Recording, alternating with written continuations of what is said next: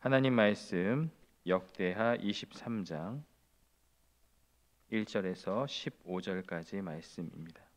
북이스라엘의 아합 왕의 딸 아달랴는 아들 아하시아가 죽자 그 왕족들을 모두 죽이는 그러한 폭정을 휘두르게 됩니다. 그러면서 스스로 이제 왕이 되어서 유다를 다스리게 되었는데요. 여호람 왕의 아내로서 한 8년, 아하시아 왕의 어머니로서 1년, 그리고 자기가 다스린 6년까지 합하면 한 15년이라는 시간을 유다 땅에 바알의 어떤 그런 우상 숭배와 그러한 문화들, 그리고 칼을 휘두르는 그러한 모습으로 유다에 영향을 미쳤습니다. 어찌 보면 다윗 언약이라는 하나님의 등불이 꺼져가는 그러한 순간이 이 15년의 기간 동안 이렇게 일어났었는데요. 유다 왕국은 모든 소망을 잃어버린 채 또 걱정과 절망과 어려움 가운데 빠져 있지만 하나님은 여호사밧을 통하여서 요아스를 숨기시고 이제 그 시기가 되어서 제사장 여호야다와 함께 놀라운 개혁을 시작하게 되는데요. 그 변화의 시작은 하나님의 언약을 굳게 믿고 결단하는 한 사람의 용기로부터 시작되었다라는 것이 오늘 본문의 내용이 될 수 있겠습니다. 먼저 1절을 보면요, 제7년에 여호야다가 용기를 내었다라고 그렇게 말씀하고 있어요. 이것은 어떤 개인의 어떤 욕심과 또 이 여호야다가 뭔가를 얻기 위해서 하는 그러한 사리사욕이 아니라 하나님 앞에서 하나님에게 힘입어서 용기를 얻었다라고 우리가 그렇게 볼 수 있겠습니다. 6년이라는 긴 시간 동안 여호야다는 침묵하며 하나님의 때를 기다렸습니다. 요아스를 숨기며 어찌 보면 매우 위험할 수 있는 순간이지만 요아스와 함께 하나님의 때를 기다리며 그 순간을 기다렸고 이제 하나님의 정하신 때가 되었기 때문에 1절은 그것을 여호야다가 용기를 내었다라고 그렇게 표현하고 있습니다. 인간적인 담대함이 아니라 하나님의 때가 되었음을 보여주는 그러한 신호로서 그것을 우리가 보면 좋을 것 같고요. 그는 군대를 동원해서 일시에 아달랴를 끌어내리는 어떤 군사적인 혁명을 생각하지 않았습니다. 가장 중요한 것은 바로 언약을 세우는 방식으로 하나님의 일을 시작하는데요. 먼저 백부장들을 불러서 그들을 세움을 통해 그들과 함께함을 통해 하나님의 언약을 세우게 됩니다. 이 모든 일을 감당함에 있어서 어떤 군사를 동원해서 즉시 그 모든 것을 할 수도 있었지만 그러나 언약에 기반하여서 그 때를 기다리며 또 그 언약을 통해서 모든 일을 시작하게 되는데요. 2절은 유다를 두루다니며 이 백부장들이 유다 모든 고을에서 레위 사람들과 이스라엘 족장들을 모아 예루살렘에 이르렀다. 그리고 3절이 온 회중이 하나님의 전에서 왕과 언약을 세웠다라고 그렇게 기록하고 있습니다. 그러니까 이 세상적인 방식이 아니라 언약을 세움을 통해서 하나님의 때와 하나님의 방법과 하나님의 뜻 가운데서 이 모든 일이 진행되었다라는 것을 우리는 보게 되어집니다. 그리고 이러한 모든 모습이 공동체의 결단으로 3절은 온 회중이 하나님 앞에서 하나님의 전에서 왕과 언약을 세웠다라고 말하며 이것이 단순히 군사적인 쿠데타가 아니라 하나님의 말씀에 기반한 그러한 혁명임을 우리에게 보여주고 있습니다. 자, 우리가 하는 이 일은 반역이 아니라 하나님의 뜻을 이루는 순종이다라는 것을 그렇게 말씀하고 있고요. 여기 3절에 보면 여호와께서 다윗의 자손에게 대하여 말씀하신 대로 왕자가 즉위하여야 할지니, 이 말은 다윗 언약이 계속해서 이어져야 함을 정당성을 지금 선포하고 있는 것입니다. 4절에서 6절은 이제 지시를 내리기 시작하는데요. 특별히 먼저 안식일에 제사장과 레위 사람들이 근무 교대를 하는 그 시간을 활용해서 아달랴의 의심을 피했고 병력을 셋으로 나누어서 성전과 왕궁의 주요 거점을 완벽하게 장악합니다. 특히 역대기 저자가 이 사건을 기록하는 방식이 열왕기 하의 기록과 조금 다른 부분이 있는데요. 열왕기에 보면 이 사건을 가릿 사람들과 호위병의 백부장, 즉 왕의 근위대가 중심으로 된 어떤 그런 군사적인 혁명으로 볼 수 있도록 그렇게 기록하고 있습니다. 하지만 역대기 저자는 제사장과 레위 사람들을 전면에 내세우죠. 왜 그렇게 하였냐면 이 역대기를 읽는 포로기에서 돌아온 이스라엘 백성들에게 성전 중심에 또 그 모든 것들을 보여주기 위해서 그것을 강조하고 있는 것입니다. 단순한 정권 교체가 아니라 이것은 언약에 기반한 회복이라는 것을 이제 포로기에 돌아온 이스라엘 백성들에게 분명히 보여지기 위해서 같은 내용이지만 열왕기서의 관점과 조금 다르다는 것을 우리가 생각하고 이 말씀을 보면 더 이해하기가 쉽습니다. 이스라엘의 회복은 군사력에 있는 것이 아니죠. 지금 유다의 회복도 마찬가지죠. 군사력을 통한 어떤 반란과 어떤 혁명이 아니라 하나님의 방법과 언약에 근거한 그러한 회복이다라는 것을 다시 한번 강조하고 있는 것이죠. 하나님의 신실함 가운데서 이제 다윗의 그 등불, 그 언약의 씨앗을 끄지 않으시고 다시 회복시키시는 하나님의 은혜의 순간이 이 역대하의 말씀을 통해서 기록되어져 있습니다. 6절을 보면요, 그것을 말하고 있는데요. 제사장들과 수종드는 레위 사람들은 거룩한즉 여호와의 전에 들어오려니와 그 외에 다른 사람은 들어오지 못할 것이니 모든 백성은 여호와께 지켜야 할 바를 지킬지며. 아달랴를 거기서 끄집어 내리는 것이 전부가 아니라 무너졌던 성전의 거룩함을 회복하고 하나님의 법을 다시 세우는 그러한 결단이 이 모든 과정 가운데 가장 중심에 있다라는 것이죠. 여호와께 지켜야 할 바를 지키는 것, 6절이 그것을 말하고 있죠. 이것이 바로 개혁의 중심임을 우리에게 강조하고 있어요. 7절과 8절은 레위 사람들이 각 손에 무기를 들고 요아스를 호위하는 임무를 맡았다고 말합니다. 8절을 보면 비번인 자들까지도 동원해서 최대의 힘을 결집하는 결단력을 보여주고 있습니다. 언약에 근거한 준비가 마침내 회복의 순간으로 이어지는데요. 6년간 성전에 숨어 있었던 요아스, 마침내 백성 앞에 모습을 드러내며 왕으로 즉위하는 순간이 오늘 본문에서 시작되고 있습니다. 꺼져가던 다윗의 언약의 등불을 다시 밝히고 유다의 신앙적인 정체성을 회복하는 상징적인 예식이 이 왕의 즉위식을 통해서 이루어지고 있는데요. 9절과 10절을 보면 또 특별한 표현이 있습니다. 제사장 여호야다가 하나님의 전 안에 있는 다윗 왕의 창과 큰 방패와 작은 방패를 백부장들에게 주고 왕을 호위하였다라는 거죠. 이 즉위식에 다윗의 방패, 다윗의 그 무기가 함께하며 역사적인 정토성을 보여주고 있는 그러한 장면입니다. 다윗의 무기가 다윗의 후손인 요아스를 지키는 그러한 거룩한 무기로 사용되어졌다라는 것, 이 모든 과정이 하나님의 뜻 가운데 있음을 보여주는 상징적인 의미가 있습니다. 그러면서 11절은요, 아주 중요한 개혁의 이 즉위식의 세 가지 핵심을 이야기하고 있는데요. 첫 번째는 면류관을 씌우며라는 그러한 내용입니다. 6년간 찬탈당했던 왕의 권위와 통치권이 회복되었음을 이 면류관을 통해서 보여주고 있습니다. 두 번째는 율법책을 주었다라고 그렇게 기록하고 있습니다. 이 즉위식의 가장 중요한 핵심은 바로 하나님의 율법책에 있습니다.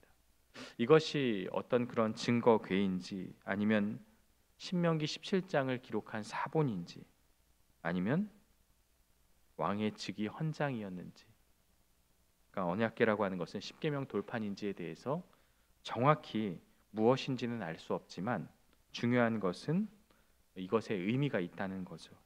유다의 왕은 마음대로, 자기 마음대로 이스라엘을, 유다를 다스리는 것이 아니라 하나님의 율법 아래에서 그 율법의 통제 가운데서 백성들을 통치해야 함을, 왕 역시도 율법 앞에 서서 하나님의 지도와 하나님의 지시를 받아야 하는 존재임을 분명하게 강조하고 있습니다. 내 마음과 내 뜻이 행하는 대로 왕을 다스릴 수 없고 그의 통치는 하나님의 뜻을 이루는 도구가 되어야 함을 분명하게 선포하고 있습니다. 그러면서 세 번째, 기름을 붓고라는 표현이 있습니다. 이러한 왕의 즉위식은 하나님께서 친히 선택하고 하나님께서 함께 하심을 보여주는 그러한 행위로서 기름을 붓는 장면이 나오고 있는 것이죠. 이 모든 예식이 끝나자 백성들은 이렇게 고백합니다. 왕이여 만세수를 누리소서. 이 환호는 아달랴의 불법적인 통치가 끝났음을 알리는 종식 선언이자 하나님의 언약 안에서 회복된 다윗 왕조에 대한 백성들의 기쁨과 지지를 보여주는 감격의 외침이다라는 것을 우리는 보게 되어집니다. 그러나 이 모든 과정의 이야기들이 이제 아달랴에게 들리기 시작합니다.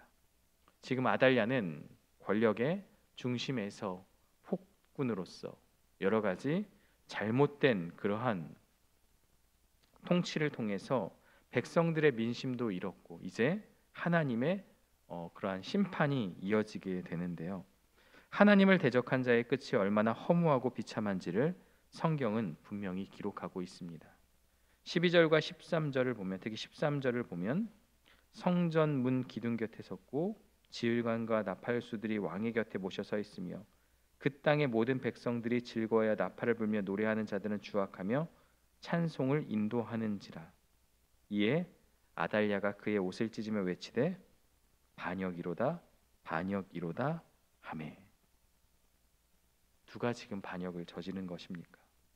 지금 자신이 여호야다와 요아스를 통해 반역이라고 말하지만 사실 반역은 아달랴가 행한 것이죠. 왕자들을 손주들을 다 죽이고 그 모든 유다 가문의 어떤 그런 왕이 될 사람들을 다윗 가문을 멸하였던 그녀가 반역임에도 불구하고 자기 자신의 모습을 돌아보지 못하고 이 모든 과정에 반역이라고 외치는 그러한 모습은 매우 적반하장이라고 볼 수가 있겠습니다. 그녀의 이러한 모습은 결국 눈에 있는 들보는 보지 못하고 남의 눈에 티를 지적하는 예수님의 가르침을 생각나게 만드는 그러한 모습이 될 수 있습니다. 반역자가 누구입니까? 하나님의 질서를 무너뜨리고 탐욕을 채웠던 아달랴가 가장 큰 반역자입니다. 14절을 보면 제사장 여호야다가 백부장들을 불러내어 이르되 그녀를 반열 밖으로 몰아내라. 그를 따르는 자는 칼로 죽이라 하니 제사장의 이 말은 여호와의 전에서는 그를 죽이지 말라 함이라라고 기록하고 있습니다. 끝까지 이 개혁의 모든 과정에서 성전의 거룩함을 지키려는 그의 모습을 우리가 볼 수 있게 되어지죠. 이 모든 과정은 어떤 그러한 피해 복수가 아니라 하나님의 질서를 회복하는 회복임을 분명하게 보여주고 있어요. 결국 아달랴는 성전 밖으로 내쫓김 당하고 왕궁의 말문 어기, 즉 짐승이 다니는 길에서 비참한 최후를 맞이하게 됩니다.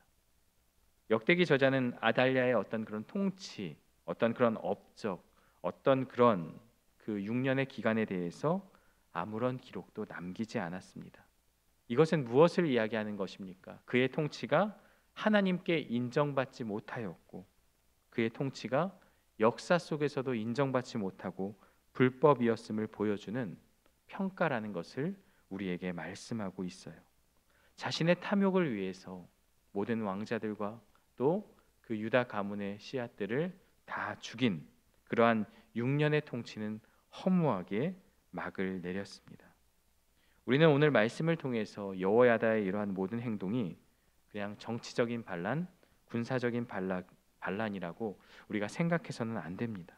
이 모든 과정은 하나님의 언약을 굳게 신뢰하고 무너진 예배와 질서를 회복하는 거룩한 신앙적 결단임을 알게 됩니다.